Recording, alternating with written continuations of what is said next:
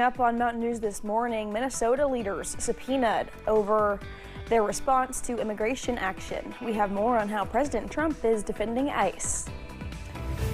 And the president takes his push to acquire Greenland straight to world leaders. We have the icy response from Europe as plane issues delay Trump's trip. Dedicated to Eastern and Southern Kentucky, this is WYMT Mountain News This Morning.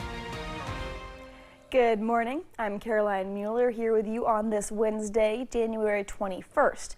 The time is now 6 a.m., which means it's time to check in with meteorologist Megan Dusmal for a look at your forecast this morning.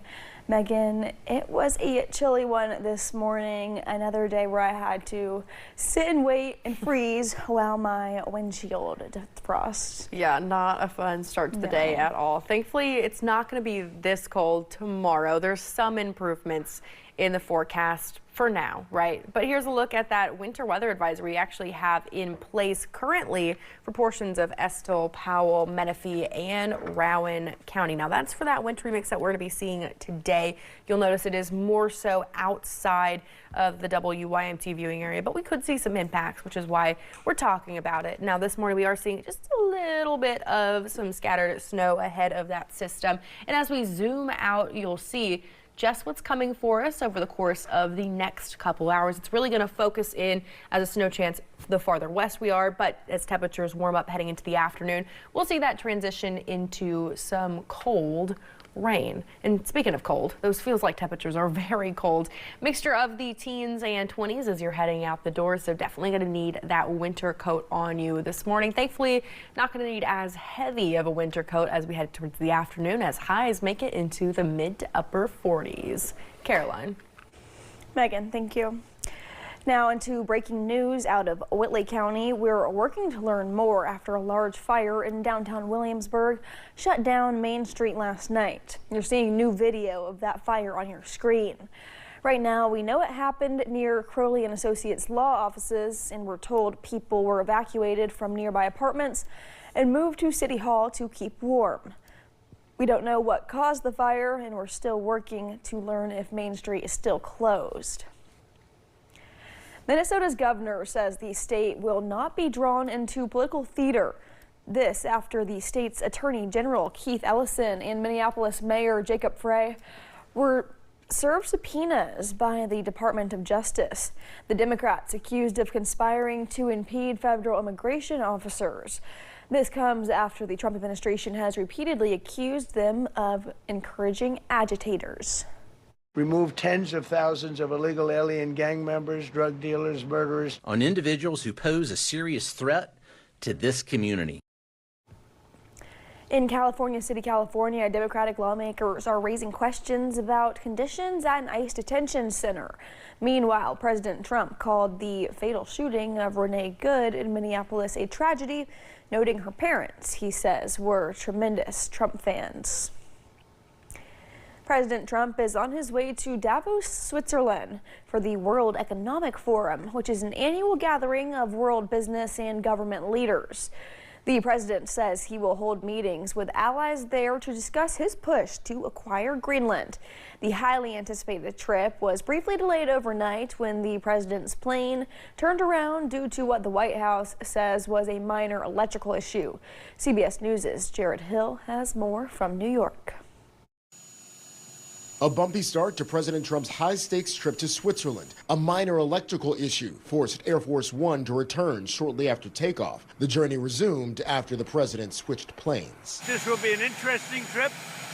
I have no idea what's going to happen. At the World Economic Forum in Davos, President Trump is said to make his case in person for why the U.S. should have Greenland. We need it for security purposes. Though at the White House, marking 1 year into a second term Tuesday, the president wouldn't say how far he'd go to get the self-governing Danish territory. You'll find out.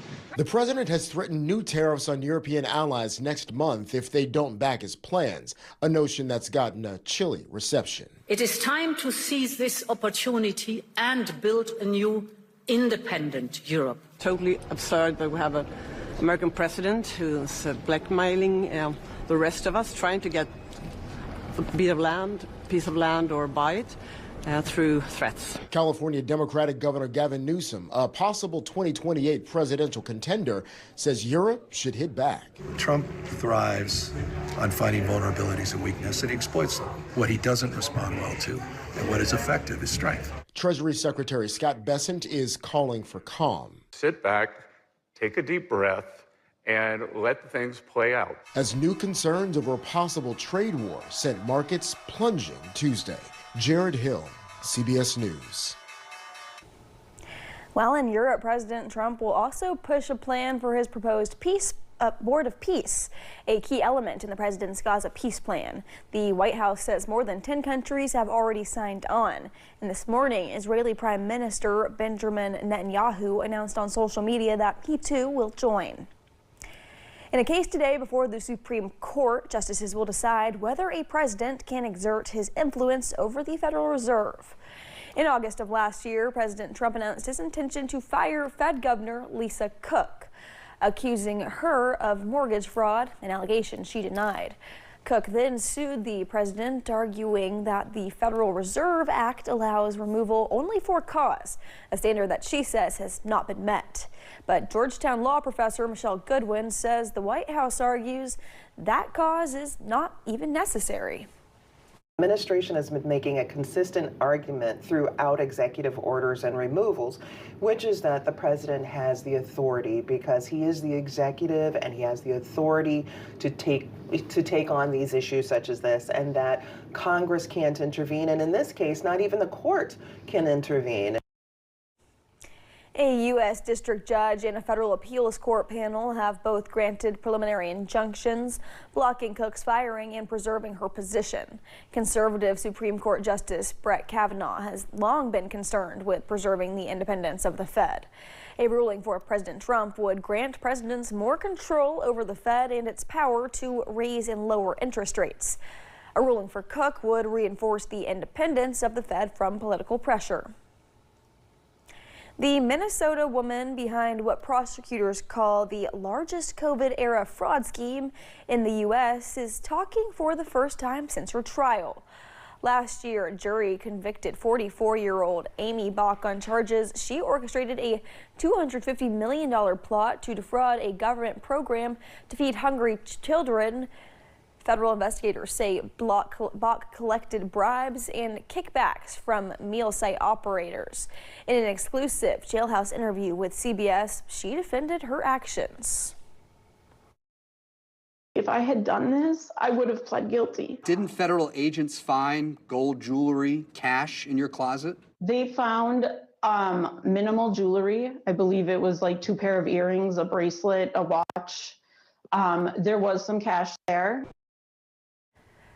Bach served as executive director of a food program called Feeding Our Future, a nonprofit that signed up restaurants and caterers, many from Minnesota's large Somali community, to receive taxpayer money for providing meals to children in need.